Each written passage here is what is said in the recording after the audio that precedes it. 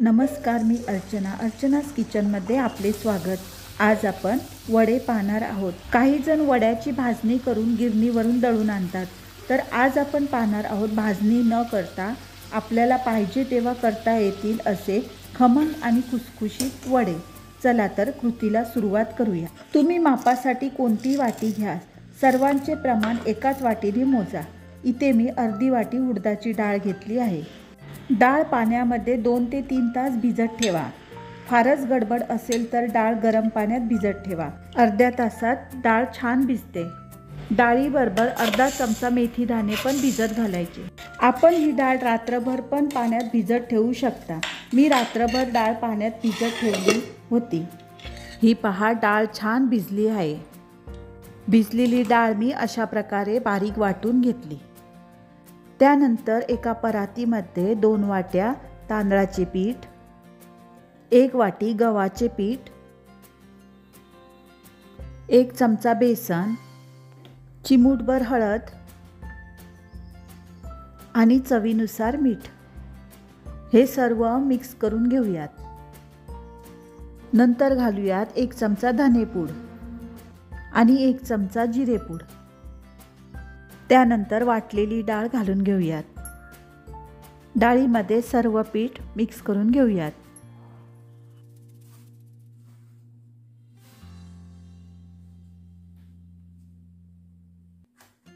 कोमट पाणी घेऊन पीठ भिजवून घेऊयात।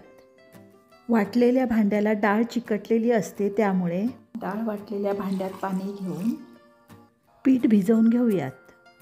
भाकरीला पीठ कसे भिजवतो तसेच पीठ भिजवून घ्यायचे आहे।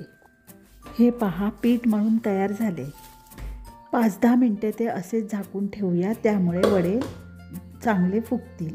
10 मिनिटे झालेली आहेत। पीठ पहा कसे छान भिजले आहे।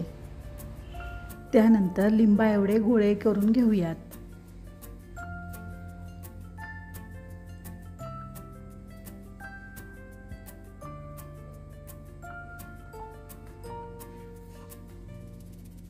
अशा प्रकारे गोळे करून घेतले। त्यानंतर स्वच्छ धुतलेले 1 केळीचे पान घेऊयात आणि त्या पानाला तेल लावून घेऊयात।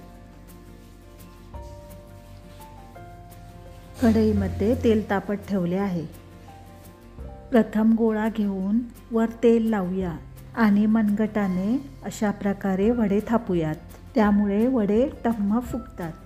मनगटाने वडे थापायची ही एक पारंपरिक पद्धत आहे।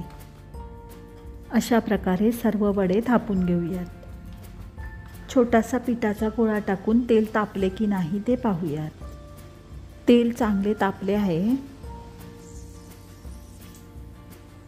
वडे तळून घेऊयात। वडे तळताना हलक्या हाताने थोडे थोडे दाबत राहायचे आहे। दोन्ही बाजूने वडा चांगला तळून घ्यायचा आहे। हा पहा, वडा किती टम्म फुगला आहे। अशा प्रकारे सर्व वडे तळून घेऊयात।